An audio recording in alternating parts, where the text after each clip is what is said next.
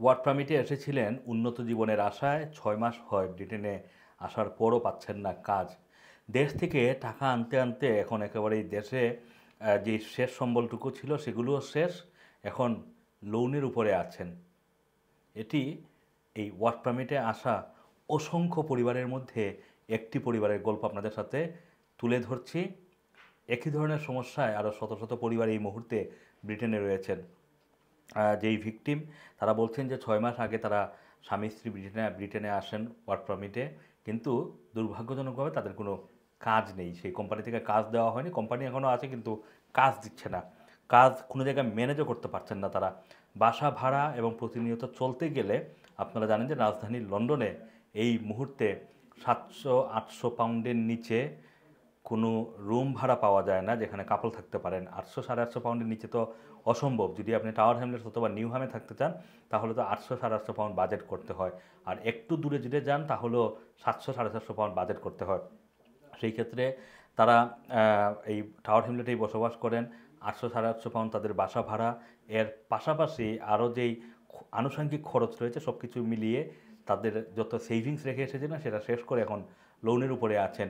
এই যে প্রতারকদের কথার ফাঁদে পড়ে তারা ব্রিটেনে এসেছেন, কাজ পাবেন এমন আশা নিয়ে এসেছেন ব্রিটেনে, কিন্তু আসার পরে তাদের কাজ নেই, তারা সমস্যার ভিতরে রয়েছেন, এটা দেখার কিন্তু কোনো সুযোগ নেই। এটির জন্য আপনি কোনো জায়গায় অভিযোগও করতে পারবেন না, কারোর বিরুদ্ধে কোনো কমপ্লেনও করা যাচ্ছে না, কারণ এই সম্পূর্ণ লেনদেনটি হয়েছে ক্যাশে। ওয়ার্ক পারমিটের জন্য যেই টাকা খরচ করে এসেছেন সেটা ক্যাশে লেনদেন হয়েছে। এই টাকার জন্য কোনো জায়গায় ক্লেম করা যায় না। এটা প্রতারক চক্র জানে দেখেই বারবারই কিন্তু প্রতারণার ফাঁদে ফেলছে অসংখ্য সহজ সরল মানুষকে। আনার আগে কোম্পানি ভালো, কোম্পানি এত বছরের পুরাতন, কোম্পানিতে কাজ আছে, নানান ধরনের প্রলোভন দেখিয়ে মানুষজনকে এনে এই বিপদে ফেলছে। শুধু বিপদে যে ফেলছে সেটা নয়, সেই বিপদ আরও বাড়ছে ব্রিটেনে আসার পরে।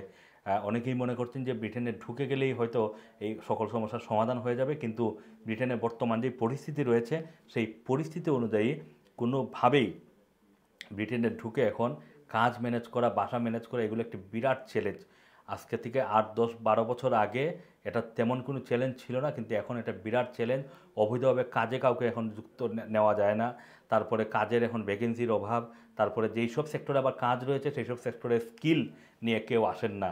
এইসব কারণে কিন্তু কাজ নিতে পারছেন না। আবার ব্রেক্সিটের পরে এত বেশি বাসাবাড়ির ডিমান্ড বেড়েছে লন্ডনে সহ বিভিন্ন শহরে। এখন কিন্তু আগের মতো করে বাসাও কিন্তু পাওয়া যায় না। সেই হিসাবে বাসাবাড়িরও একটি সংকট রয়েছে। এর পাশাপাশি অত্যধিক খরচ বেড়েছে, কস্ট অফ লিভিংয়ের কারণে খরচ অন্তত 30-40% বেড়ে গিয়েছে।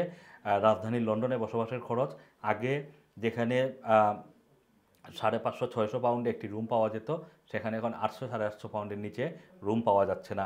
আগে যেখানে 150-200 পাউন্ডের গ্রোসারি খরচে চলে যেত একটি পরিবার, সেখানে এখন 300-350 পাউন্ডের নিচে সম্ভব হচ্ছে না।